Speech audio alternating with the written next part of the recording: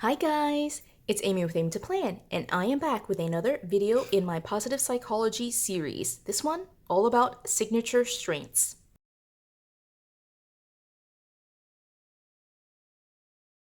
So in my last video, I talked about taking the VIA character strengths and printing it out so that way we could have it in our planner. And so I have done that first step. I have taken the survey. I have my 24 strengths listed here on these 3 pages.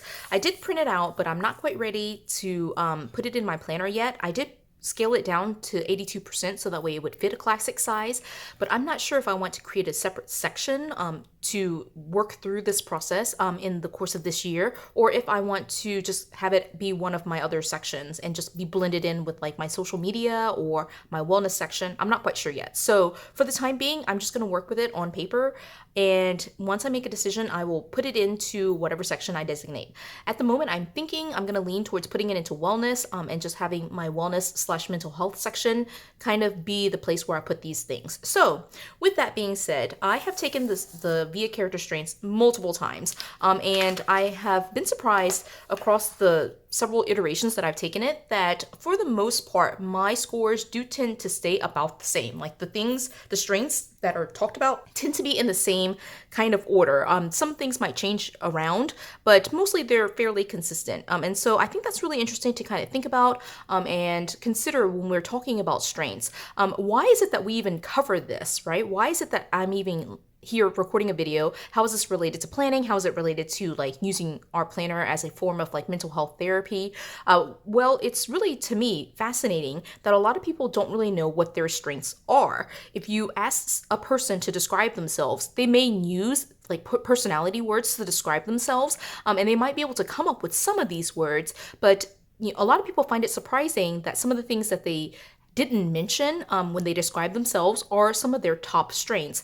One of the things that we as humans are very likely to do is, if something comes naturally to us, we tend to discount it. We say, okay, if I'm good at that, that means that everyone in the world must be good at that. And that's absolutely not true. There are things that you are good at that other people are not as good at. And so we need to give ourselves credit for having strengths that other people may have in lesser quantities. And so I think that taking the VIA character strength can really help us to see what our strengths are based on some valid scientific research. And it helps us to have a starting point for like working through some of the things that I'll be talking about in this series. So with those kind of like discussions in out of the way, I took it myself. I've taken it several times, but what we're gonna do today is really focus on like the top strengths. And so in the work done by Seligman and Peterson, the people who developed this strengths survey, they described your top strengths in like a very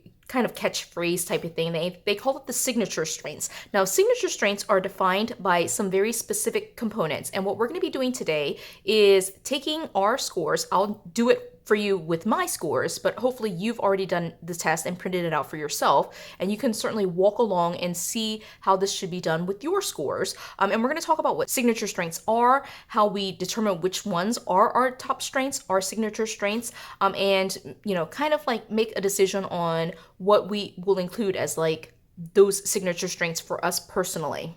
So when we think about signature strengths, then there are 3 E's that Peterson and Seligman describe as the 3 components that we need to look at for signature strengths. So the first one is essential. That's the first E, essential. All right, when we talk about essential, we look at the strengths, right? And this list that we have. And if you are looking at the word essential or thinking about essential, if I had to like describe myself to another person, I would say that this is absolutely part of who I am as a person. It is essential to my own identity, and it's part of how I identify myself.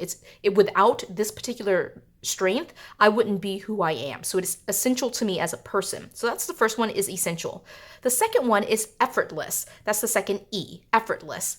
When we talk about these strengths, we're going to be looking for strengths that you use without even thinking about it. It takes no effort whatsoever for you to use it, to enact it, to have it on display in your everyday life, whether that's at work or at school or just in your everyday life. You pretty much put 0 effort into using the strength because it comes so naturally to you. So effortless, the second E. And then the third E is energizing. When we talk about energizing, what we're talking about here is that when you use the strength, it makes you feel better. It makes you feel happy. It uplifts you. It makes you feel positive at the end of the day. It keeps you motivated to continue moving through your day. It doesn't drain you. It doesn't feel like a negative thing to use the strength of yours. It in fact lifts you up and makes you even more ready, energizes you for the rest of your day. All right. And so those are the three E's. Again, essential, effortless, and energizing. Now, when we look at these lists, all right, and again, I'm going to be looking at my list, but please look at your own list. Think about from number one down whether the three E's match that particular strength. So for me, my very first one is creativity, and your list will be in a completely different order. Some of you may have creativity, some of you will have something completely different, right? It's very personal to you, but my top strength is creativity. Now, when I think about creativity, it's described here as thinking of novel and productive ways to conceptualize and do things, includes artistic achievement, but is not limited to it. Now, definitely, I think creativity is absolutely essential to me. When I use creativity, it is effortless. It's very natural to me. And when I am creative, I feel so much better after being creative. So looking at just this first one and looking at the three E's, right? Whether it's essential, effortless, and energizing, I would say yes, absolutely. Creativity is on the list and meets all three of those E's. The second one for me is leadership. It says encouraging a group of which one is a member to get things done and at the same time maintain good relations within the group, organizing group activities and seeing that they happen. Okay, so in terms of leadership as a strength, do I consider leadership essential? Do I consider leadership effortless? And do I consider leadership energizing? And again, the answer for that, for me personally, is yes to all three of those. I find it when I describe myself as a leader. So it's absolutely essential to who I am. I feel like I don't need to exert energy or effort in order to be a leader. It just comes naturally to me. And then when I am a leader or in a leadership experience, I don't walk away from that feeling drained. I feel uplifted and encouraged by doing trainings and programs and professional development and those types of things. It's probably why I teach for a living. All right, the third one here is fairness. This is treating all people the same according to notions of fairness and justice, not letting feelings bias decisions about others, giving everyone a fair chance. Now, again, the strength of fairness, do I consider that essential to who I am as a person? Do I consider it effortless? Do I consider it energizing? And I would say, again, for all three of those E's, this would definitely be a yes. And I'm going to run through and just do these very quickly until I get to a strength where I stop, right? Where I can't answer yes to all three of the E's. So for curiosity, yes. For all three of the E's. Here, yes. Right? Here, we're moving into territory where I'm feeling less so like this would be a signature strength of mine. I find it is essential to who I am, but I don't find honesty to be effortless or energizing. I feel actually like that being honest kind of drains me, right? And so at this point, I'm going to draw a line. Now, I have 5 on my list, right? You see here, these 5, I felt like were absolutely essential, effortless, and energizing to me. You might have something that's only 3. You might have only 2. You might have 4. You might have 8. I don't necessarily encourage any more than outside of the single digits. If you're going into 10, 11, 12 signature strengths, that's probably too large of a list, and you may want to go back and reassess whether you're actually meeting all 3 of the E's.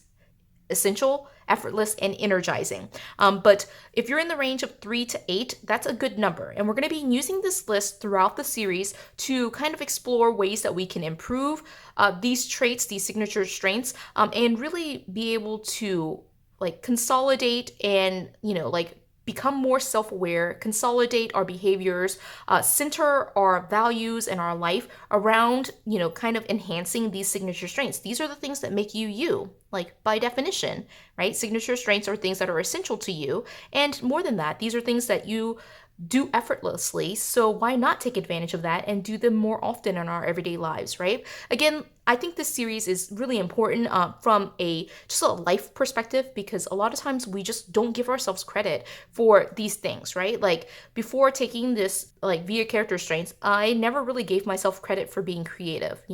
Of course I drew and I did art, but because it was so natural to me, I was just like, well, everyone is artistic, right?